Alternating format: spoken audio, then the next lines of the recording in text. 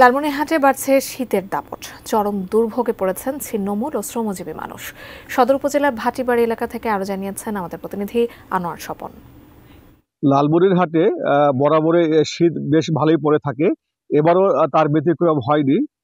তবে এবার মৌসুমের বেশ আগ থেকেই শীত শুরু হয়েছে।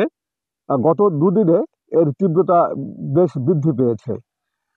বিশেষ করে ঘন কুয়াশা এবং হিমেল কনকনে হাওয়ায় এখানকার জনজীবন বিপর্যস্ত হয়ে পড়েছে। আর সূর্যের দেখা না মিলায় শীতের তীব্রতাও বেশ ভালো অনুভূত হচ্ছে আর কি। আর এতে করে বিপাকে পড়েছে শ্রমজীবী মানুষ, বয়স্ক এবং শিশুরা। বিশেষ করে গ্রাম অঞ্চলে শীতের কারণে সকালের দিকে কৃষক মাঠে ঠিকমতো কাজ করতে পারছে না। খোঁজ দিয়ে জানা গেছে লালমনিরহাট সদর হাসপাতালেও শীতজনিত রোগীর সংখ্যা বেশ বৃদ্ধি পেয়েছে।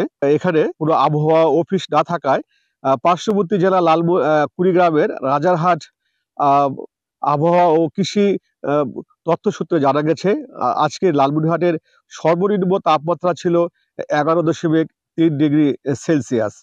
তবে বিকালের পর থেকে ঘন কুয়াশা এবং হিমেল ঠান্ডার কারণে মানুষজন খুব একটা ঘর থেকে বের হচ্ছে না।